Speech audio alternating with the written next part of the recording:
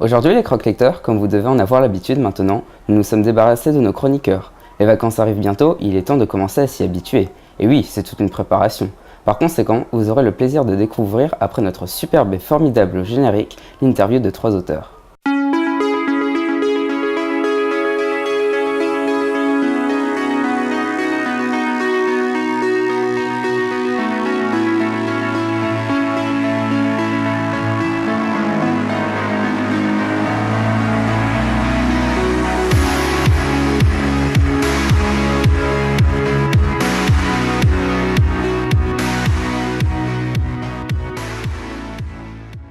Mettons les choses au clair avec le sommaire. Nous commencerons donc par l'interview de Eric Lhomme. Ensuite, comme nous sommes de bonne humeur vu qu'il n'y a pas de chroniqueur, nous enchaînerons jovialement avec Anne-Gaëlle Balp. Enfin, nous terminerons en beauté avec Noémie Chevalier, une illustratrice de talent. Voilà, nous pouvons maintenant commencer avec notre première interview, celle de Eric Lhomme. Bonjour Eric Lhomme. En choisissant de faire référence à Sparte, que vouliez-vous mettre en avant ?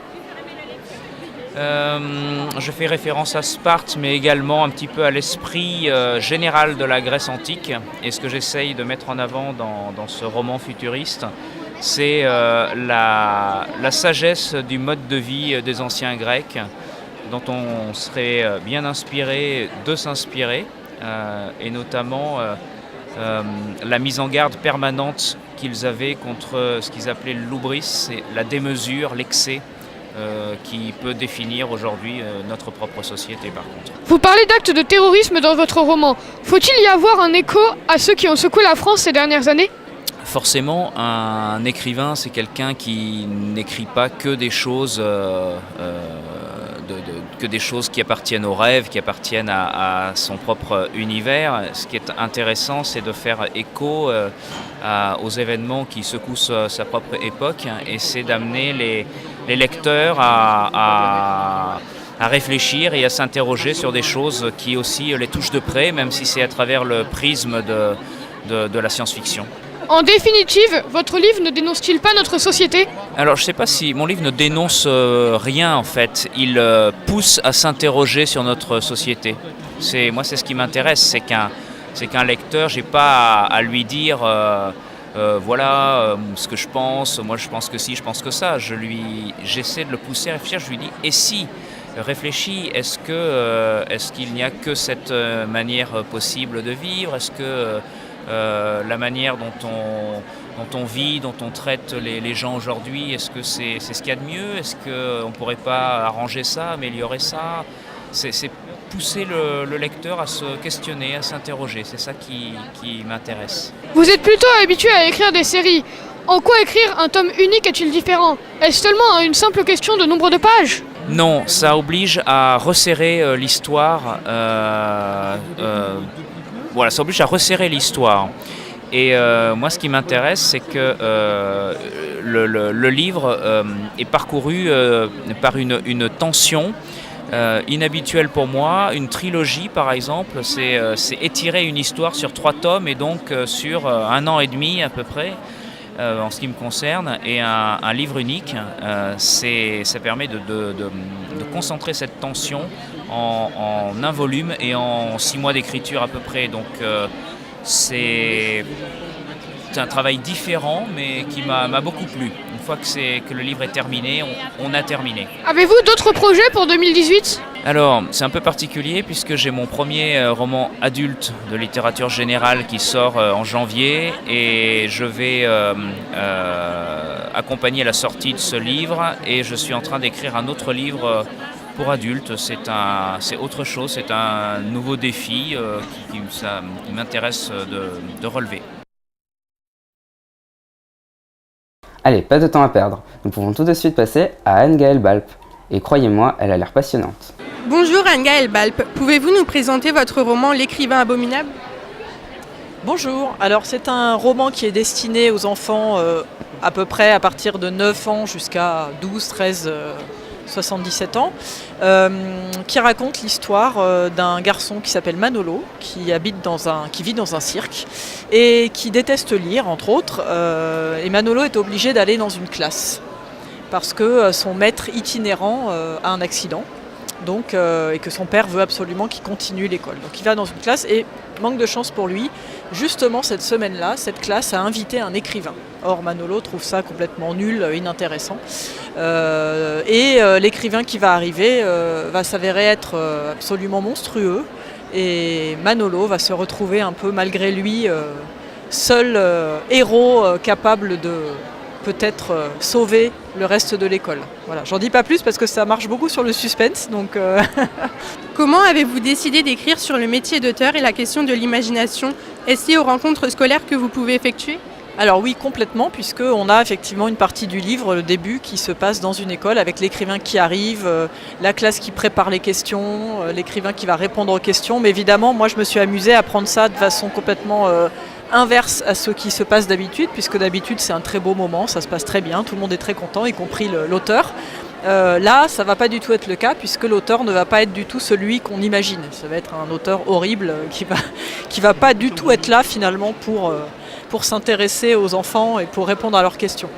Donc c'est une façon un peu de m'amuser à raconter ma vie quotidienne d'auteur, mais de façon un peu détournée, et puis de faire un petit clin d'œil aussi. Je fais une liste de questions, par exemple, qui est un peu les questions typiques qu'on me pose à chaque fois, donc c'est un peu pour rire.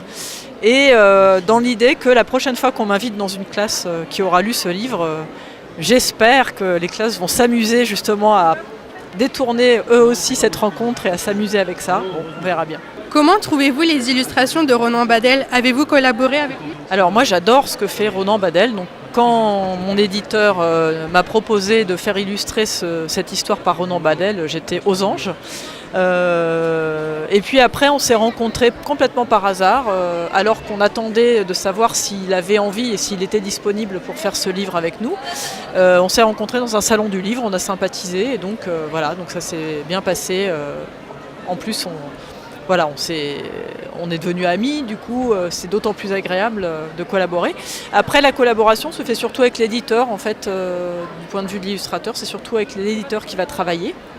Mais moi j'ai reçu des croquis au fur et à mesure pour voir l'avancée de tout ça et puis donner mon avis dessus. Vous avez aussi publié l'album La quête du preux chevalier Philibert, parti terrasser un dragon pour noyer son ennui. Quels sont les éléments qui vous plaisent le plus dans l'écriture de textes plus courts? Alors dans les textes courts, ce qui est intéressant, c'est la part laissée à l'illustration qui est tout aussi importante que le texte, ce qui est moins le cas évidemment dans un roman. Donc on peut faire des clins d'œil à l'illustration, on peut dire des choses qui sont l'inverse de ce qui va être illustré justement pour créer de l'humour par exemple. On peut vraiment jouer avec le dialogue entre texte et illustration, ce qui n'est pas du tout le cas dans un roman, ou en tout cas beaucoup moins. Et dans l'écriture de textes courts, j'aime le côté oral. Donc justement dans cet album dont vous parlez, j'ai aimé écrire à la façon d'un vieux conte, de façon très classique, avec des mots un peu recherchés. D'ailleurs le titre est tout à fait dans cet esprit-là. Voilà, donc j'aime l'oralité dans les textes courts surtout, et puis l'efficacité, c'est-à-dire que sur très peu de pages, on a un début, une fin et une chute qui est très importante, et dans ce livre qui est particulièrement importante. Donc c'est ce qui me plaît par rapport à un roman où on va être plus dans le développement du personnage, dans l'intrigue. Pourriez-vous nous parler de vos futures parutions? Alors mes futures parutions, ça sera au mois de février chez Nathan, avec Roland Garrigue qui est illustrateur, et on lance une série de romans pour les 8-9 ans à peu près, ou 7-9 ans, qui va s'appeler Mission Mobilus, qui est une série un petit peu dans l'esprit de Star Trek, mais pour les petits. Donc un équipage de gens très divers, venant de planètes très diverses, qui se perd dans l'espace avec son vaisseau et qui va faire des rencontres sur des planètes farfelues. Voilà, c'est très drôle, et les illustrations de Roland Garrigue, là pour le coup, aussi sont vraiment très chouettes et renforcent encore l'humour du texte. Donc il y en a 2 qui vont sortir au mois de février, qui seront prolongées après par 2 autres sorties de la série plus tard dans l'année. Il est maintenant venu le temps de notre 3e et dernière interview. Et oui, le temps passe plus vite, son chroniqueur. Allez, c'est parti pour un moment captivant avec Noémie Chevalier. Bonjour Noémie Chevalier, quelle liberté avez-vous quand vous illustrez des romans comme ceux de Manon Fargeton? Ça va vraiment dépendre des éditeurs et des attentes de l'auteur. Je peux avoir des descriptions très très précises des personnages qui sont reprises dans le livre, ou des indications de l'auteur, comme en avoir moins et et proposer. On me dit, bah voilà, je lis généralement les livres, donc je peux proposer des choses par rapport à la lecture et mon ressenti. Ça va vraiment dépendre des éditeurs. Quel travail préparatoire effectuez-vous avant de réaliser les personnages?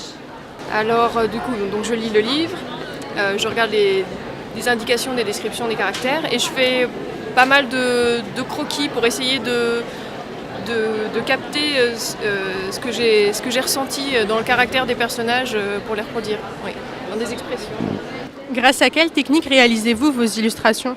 Alors je fais tout sur ordinateur. Je travaille sous Photoshop. J'ai une Cintiq, c'est un écran sur lequel je peux dessiner directement, et donc de A à Z je travaille là-dessus. Travaillez-vous différemment quand vous illustrez en noir et blanc? Oui, parce qu'il faut que je sois certaine que ça reste lisible en noir et blanc. Là par exemple, j'ai pas de contour, de trait de contour. C'est une façon différente de travailler. Il faut que je sois sûre que le noir et blanc se suffise à lui-même. Pouvez-vous nous parler de votre projet de bande dessinée avec Andoris en collaboration avec l'Opéra de Paris? De quoi s'agissait-il? Alors en fait, c'est donc la Philharmonie de Paris qui nous a passé une commande dans le cadre de leur concert en famille. Donc c'était des concerts à un tarif réduit qui étaient accessibles aux enfants à partir de 6 ans. Et ils nous ont demandé de mettre en image le conte de Peer Gynt, dont la musique a été réalisée par Edvard Grieg. Et donc j'ai réalisé des planches de bande dessinée qui ont été projetées sur un grand écran pendant que l'orchestre jouait en dessous. Et Andoris, elle, a scénarisé et adapté l'histoire pour que ça puisse être transcrit sous forme de planches de bande dessinée. Pouvez-vous nous présenter vos futurs projets? Alors en fait, je fais majoritairement donc des couvertures, des illustrations de couverture pour des éditeurs. Donc j'en ai pas mal qui sont arrivés pendant le salon. Toujours du domaine de l'imaginaire, de la fantaisie. Je suis un peu spécialisée là-dedans. L'heure est grave, mes amis. Et oui, c'est déjà fini. Je sais, c'est triste, surtout en sachant que la prochaine fois, nous nous retrouverons avec nos chers chroniqueurs. Allez, arrêtons les mauvaises nouvelles pour le moment. Il faut se dire que les vacances arrivent bientôt. À la prochaine, les croque-lecteurs!